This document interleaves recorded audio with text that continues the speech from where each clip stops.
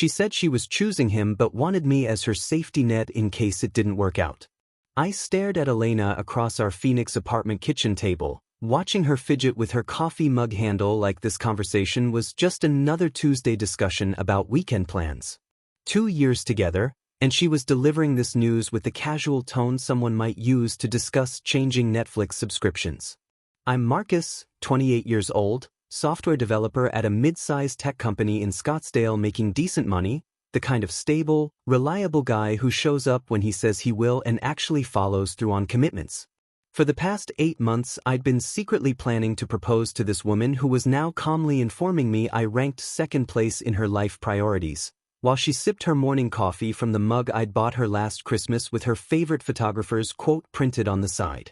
Elena worked as a graphic design freelancer, one of those creative types who could make a living room look like an art installation just by rearranging the furniture and adding the right lighting. I'd met her 18 months ago at Copper Star Coffee near downtown Phoenix, where she'd been sketching architectural details in a worn leather journal, completely absorbed in capturing the way afternoon sunlight hit the brick walls through oversized windows. She had this natural ability to find beauty in ordinary moments, like when she'd spend an entire Sunday morning photographing shadows moving across our living room wall or rearrange our bookshelf by color gradients instead of alphabetical order like my systematic mind preferred.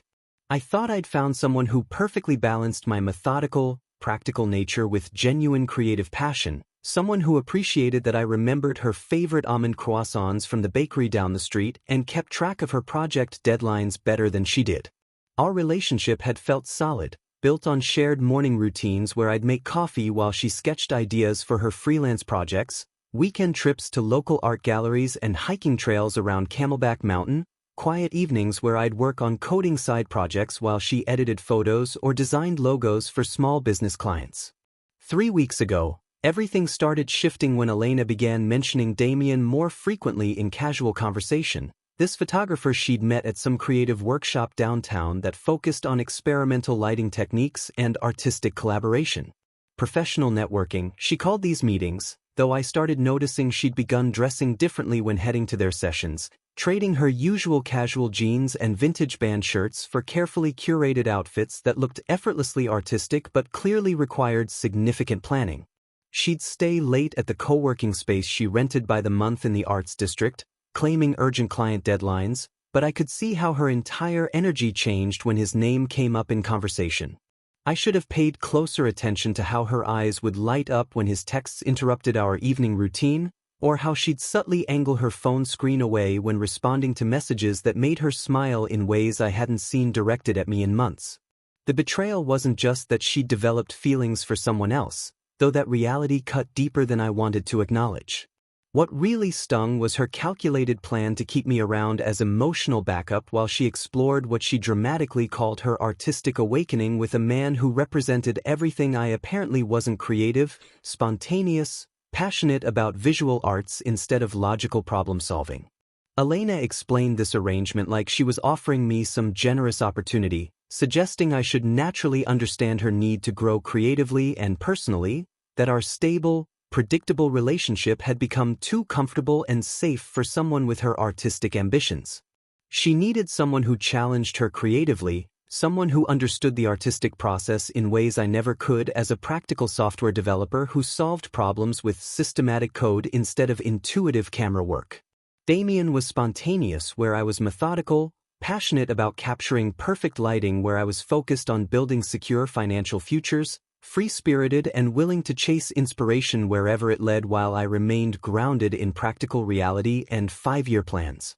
She insisted she still loved me deeply, just wasn't in love with me anymore in that exciting, heart-racing way, though she hoped those feelings might resurface once she'd satisfied her curiosity about what life could be like with someone more naturally aligned with her creative aspirations and artistic lifestyle. The most insulting part was how she framed this betrayal as temporary, like I should wait patiently on the sidelines while she tried on this new relationship to see if it fit better than what we'd spent 2 years building together through shared experiences, mutual support, and genuine partnership. She actually suggested I might grow as a person during this enforced time apart, that maybe I'd become more spontaneous and artistically minded if I had space to discover those neglected parts of myself without the pressure of maintaining our routine together. I sat there listening to her systematically destroy everything we'd planned, our upcoming lease renewal, the vacation to Colorado we'd booked for next month, the future I'd been quietly designing around her presence in my life,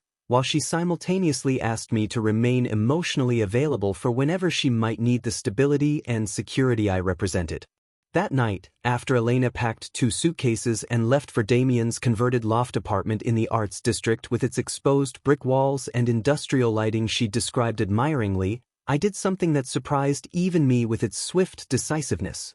I didn't beg her to reconsider or promise to become more artistic and spontaneous to win her back. Instead, I blocked her number on my phone, unfriended her on every social media platform we'd shared, and methodically deleted every photo of us from my devices with the same systematic approach I used for debugging complex code problems at work. 2 years of carefully documented memories erased in under an hour, because sitting there in our suddenly empty apartment, I realized that someone who could reduce our entire relationship to a safety net while actively pursuing someone else had never really seen me as a partner worth fighting for in the first place. Looking back, I first suspected Elena's betrayal 3 weeks earlier when I noticed her secretive behavior disrupting our established evening routine in our shared apartment near downtown Phoenix. It started with small changes that my analytical mind cataloged automatically, like how she'd suddenly become protective of her phone, placing it face down during dinner conversations or quickly minimizing windows on her laptop when I walked past her makeshift office space in our second bedroom.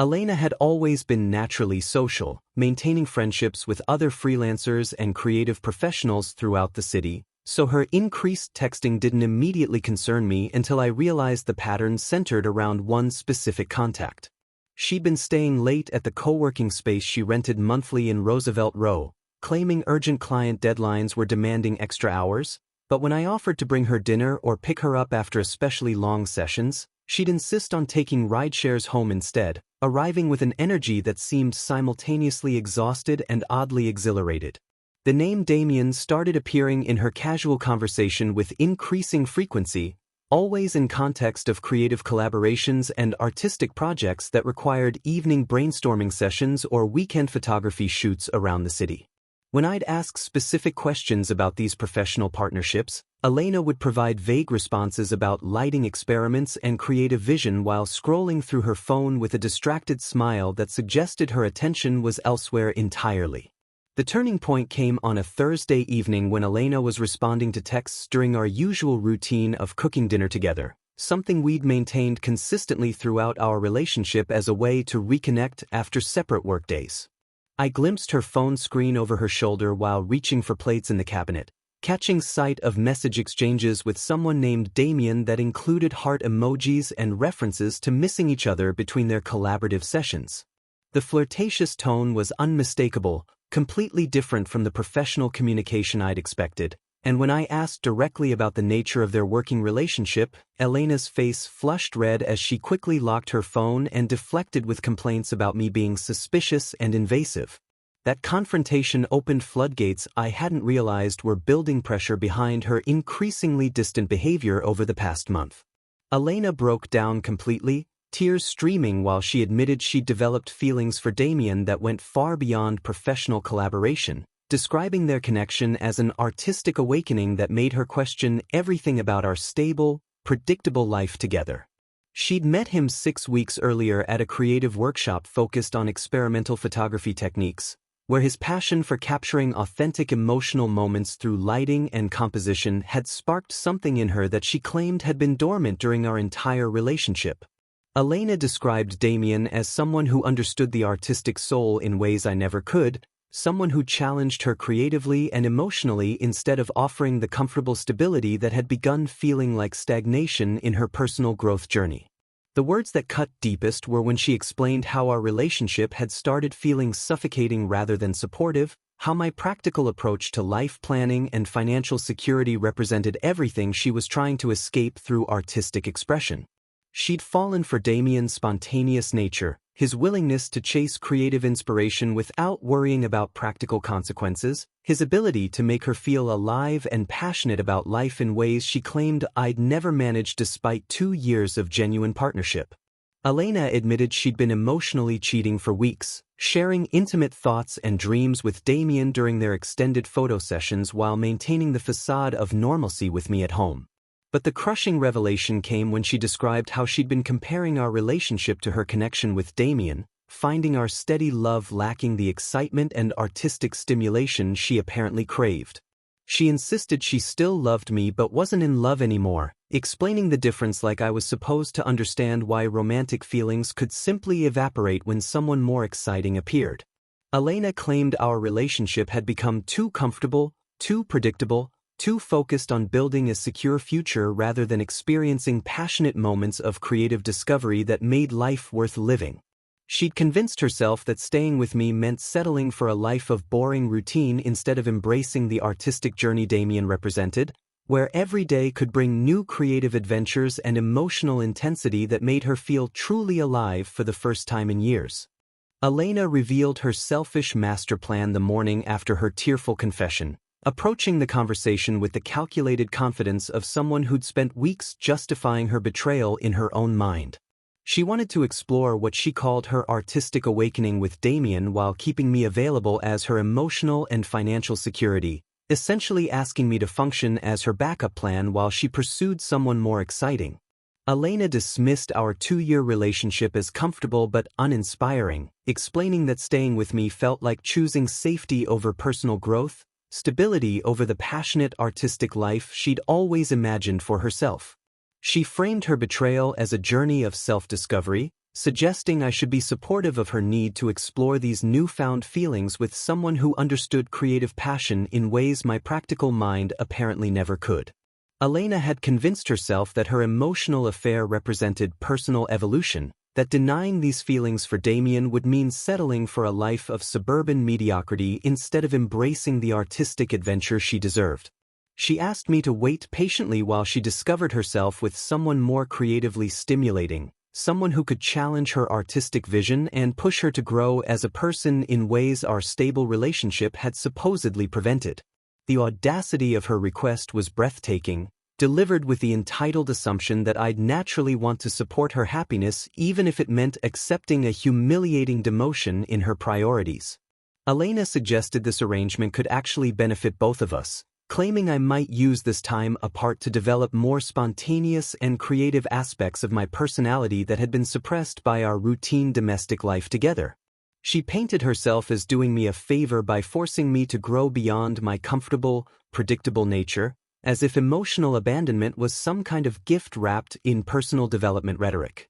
When I asked directly whether she expected me to remain celibate while she explored her options, Elena looked genuinely surprised that I'd even considered dating other people, explaining that she hoped I'd focus on self-improvement rather than seeking replacement companionship.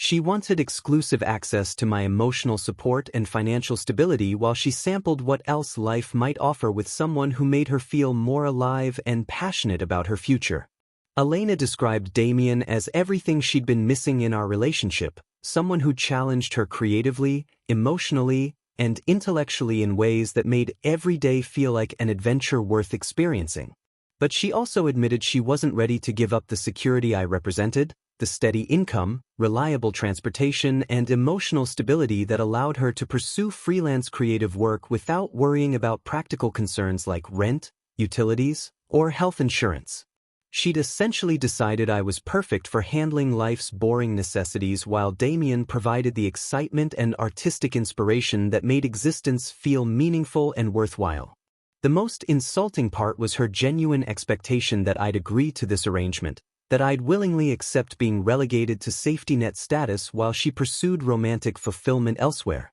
Elena seemed honestly confused when I didn't immediately embrace her plan, as if any reasonable person would naturally want to support their partner's happiness regardless of the personal cost.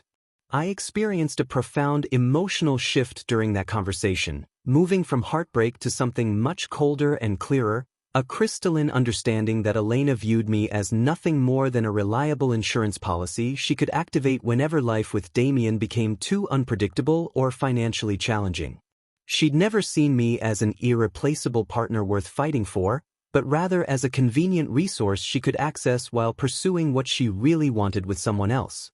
That same evening, I systematically removed every trace of Elena from our shared Phoenix apartment with the surgical precision I typically reserved for debugging complex software problems at work. I started with her art supplies scattered across the makeshift studio space we'd created in our second bedroom, carefully packing her professional-grade paints, brushes, sketchbooks, and digital tablets into labeled boxes with the same methodical attention to detail I used for organizing code repositories. Each item I touched reminded me of moments when I'd thought we were building something together, like when I'd surprised her with expensive watercolor sets for her birthday or cleared out half my home office so she'd have proper creative space with natural lighting from the west-facing window. I methodically gathered her photography books, vintage camera equipment she'd collected from estate sales, and the collection of art prints we'd chosen together for our living room walls. Feeling increasingly liberated with each piece of her aesthetic vision I removed from what had been our shared environment. Her vintage clothing filled 3 entire boxes, designer pieces she'd accumulated through careful thrift store hunting and online marketplace purchases, clothes I'd complimented her on during countless date nights and casual weekends around the city. The bathroom yielded an impressive collection of expensive skincare products, makeup, and hair styling tools that had gradually colonized counter space over the months she'd been staying at my place more frequently. I found myself analyzing the monetary investment I'd unknowingly made in her lifestyle, calculating the cost of groceries she preferred, streaming services she'd wanted, restaurant dinners she'd suggested, weekend trips to art galleries and museums throughout Arizona that I'd funded without considering them relationship expenses. After completing the physical erasure of Elena's presence, I moved to the digital realm where our relationship had been extensively documented through 2 years of shared experiences and memories I'd carefully preserved. I deleted every photo of us from my phone, laptop, and cloud storage accounts, including the album I'd been secretly building for a potential wedding slideshow, pictures from hiking trips to Sedona and Flagstaff, romantic dinners at downtown Phoenix restaurants, lazy Sunday mornings in bed that I'd captured thinking they represented our future happiness together. Elena's contact information disappeared from every platform where we'd connected, her phone number blocked, social media accounts unfriended and blocked, shared streaming accounts modified to remove her access, even the Spotify playlist we'd built together deleted without ceremony. I changed the locks on my apartment that evening, a practical decision that felt symbolically powerful, ensuring Elena couldn't return uninvited to retrieve forgotten items or attempt emotional manipulation when she realized I wasn't waiting around to serve as her backup plan. I texted her from a Google Voice number with a strict 24-hour deadline to collect her belongings from boxes I'd leave with the building manager, explaining that anything unclaimed would be donated to local charities by the weekend. The entire process of erasing Elena from my living space and digital life took less than 4 hours, but each action felt like shedding weight I hadn't realized I'd been carrying, psychological baggage from months of feeling like I wasn't enough to hold her complete attention and romantic commitment. When I finally fell asleep that night in my newly Elena-free bedroom, I experienced the most peaceful rest I'd had in weeks, no longer wondering whether she was texting Damien from bed beside me or mentally comparing our relationship to whatever artistic adventure she thought she was missing. I woke up the next morning feeling genuinely optimistic about my future for the first time since Elena's behavior had started changing, finally free from the toxic uncertainty that had been slowly poisoning my sense of self-worth and relationship security. Over the following 2 months, I rebuilt my life while receiving unwanted updates about Elena's deteriorating relationship through mutual friends from our creative community around Phoenix. I threw myself into excelling at my software development job, finally able to focus completely on complex projects without the constant background anxiety about Elena's emotional state or whereabouts that had been draining my mental energy for weeks. My productivity increased dramatically, leading to recognition from senior management and consideration for a promotion to team lead that came with significant salary increase and stock options. I started taking pottery classes at a local studio in Tempe on weekday evenings, something I'd always wanted to try but had never pursued while accommodating Elena's schedule and social commitments with her creative friends. Working with clay proved surprisingly therapeutic, requiring the same focused attention to detail that I appreciated in coding but engaging completely different parts of my brain and hands in ways that felt genuinely restorative. The pottery studio introduced me to a diverse group of people who shared interests in creating something tangible and beautiful, conversations that centered around techniques and artistic vision without the pretentious undertones I'd grown tired of in Elena's social circle. I reconnected with college friends I'd gradually lost touch with during the relationship, realizing how much Elena's subtle disapproval of my practical, analytical personality had influenced my social choices and self-confidence. Weekend hiking trips to Arizona's incredible landscape became regular solo adventures where I could think clearly and appreciate natural beauty without someone constantly photographing every moment for social media validation. Meanwhile, mutual friends began sharing details about Elena's situation with Damien that painted an increasingly troubling picture of her romantic adventure. The photographer proved to be unreliable and temperamental, frequently canceling planned art gallery openings and collaborative projects when he lost interest or found new creative inspiration elsewhere. Elena had moved into his converted loft apartment in the Arts District, but friends reported seeing her looking stressed and unhappy during chance encounters at coffee shops and creative events around downtown Phoenix. Damien treated Elena poorly during their creative disagreements, dismissing her design suggestions and aesthetic preferences in favor of his own artistic vision, apparently viewing her more as an eager assistant than an equal creative partner. The passionate artistic connection Elena had described to me was beginning to look more like professional exploitation where Damien benefited from her design skills and social connections without offering the emotional support or relationship stability she actually needed. I showed absolutely zero interest in Elena's struggles when friends attempted to update me on her deteriorating situation, having completely moved forward emotionally and started dating Sophia, a kind veterinary technician I'd met at Desert Botanical Gardens coffee shop during one of my weekend photography walks. Sophia possessed genuine warmth and intelligence that made every conversation feel effortless and engaging, someone who appreciated my stability and straightforward communication style instead of finding these qualities boring or limiting. She worked with animals every day, approaching her career with compassion and scientific curiosity that reminded me why I'd initially been attracted to Elena's creative passion, except Sophia's dedication felt grounded in genuine care rather than self-focused artistic ambition. Our relationship developed naturally through shared interests in hiking, cooking together, and weekend trips to explore Arizona's diverse landscape and cultural attractions. Sophia never made me feel like I needed to become someone different to earn her attention or romantic interest, appreciating my thoughtful approach to planning dates and remembering details about her work challenges and personal goals. The contrast between Elena's constant dissatisfaction with our predictable routine and Sophia's genuine gratitude for having a reliable, emotionally available partner became increasingly apparent as we spent more time together. After Damien abruptly ended their relationship via Instagram message, calling Elena emotionally exhausting and blocking her from all creative projects, Elena began desperately trying to reconnect with me through every available channel. The breakup happened during what Elena had posted on social media as a romantic weekend getaway to Sedona, but according to mutual friends who witnessed the aftermath, Damien had actually abandoned her at a resort after a heated argument about her increasing neediness and demands for emotional commitment he wasn't willing to provide.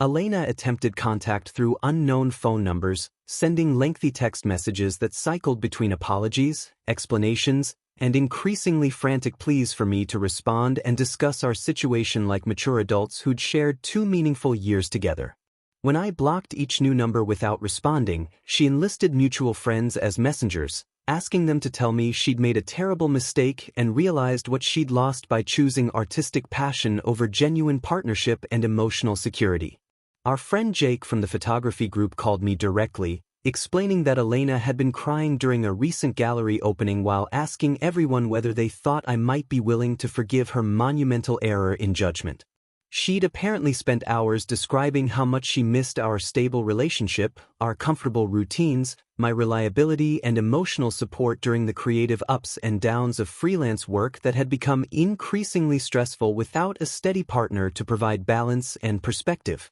Elena even convinced her sister Rebecca to call me from Denver, demanding I be mature enough to take Elena back since everyone deserved second chances and Elena had clearly learned from her mistakes with the irresponsible photographer who'd never appreciated her properly. Rebecca lectured me about holding grudges and suggested Elena's artistic exploration phase had been necessary for her personal growth, that I should feel honored she'd chosen to return to our solid foundation after discovering the grass wasn't greener elsewhere.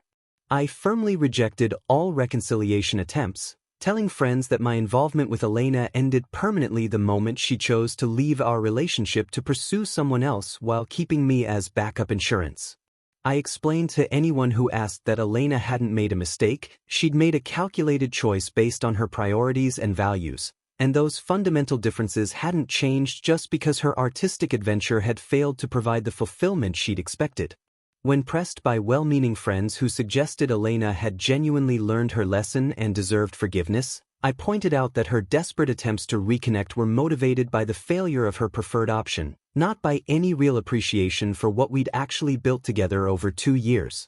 I saved Elena's increasingly frantic voicemails as digital evidence of her hypocrisy and entitlement, messages where she alternated between claiming she'd never stopped loving me and expressing anger that I wasn't responding to her attempts at reconciliation like any decent person would. The voicemails revealed Elena's true character, her assumption that I'd naturally want to welcome her back once she'd satisfied her curiosity about life with someone more exciting and artistic than boring, reliable Marcus who paid bills and showed up consistently. But I never responded to any of her attempts at contact, maintaining complete emotional detachment from her self-created crisis while focusing on my healthy relationship with Sophia, who'd become increasingly important to my happiness and future planning. Sophia knew about Elena's desperate outreach efforts but never expressed jealousy or concern, trusting completely in my commitment to our relationship and my clear declaration that Elena represented a closed chapter in my past that held no relevance to our future together.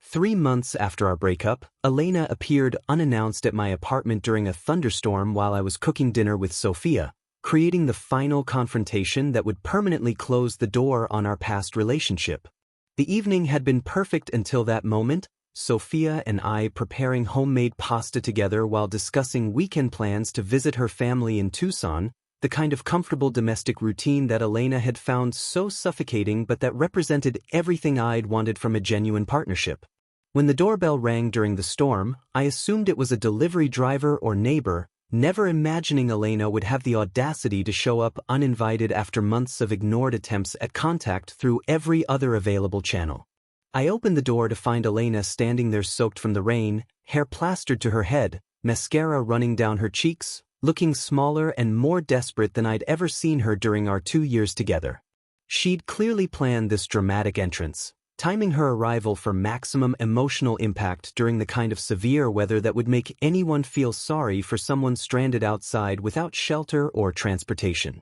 Elena immediately began pleading to come inside, explaining she'd been waiting in her car for hours until she saw lights and movement through the windows, working up courage to finally face me and attempt the conversation she claimed we desperately needed to have. She begged to come home, using language that revealed her fundamental misunderstanding of our situation, claiming she'd learned to value stability and had finally realized I was her true partner all along after experiencing the emotional chaos of life with someone unreliable and self-centered. Elena's manipulative plea centered around her supposed transformation through suffering, how losing Damien and experiencing real loneliness had taught her to appreciate everything she'd taken for granted during our relationship. She insisted she now understood the difference between exciting infatuation and genuine love, between artistic passion and actual partnership, between someone who made her feel temporarily alive and someone who provided the foundation for building a meaningful life together.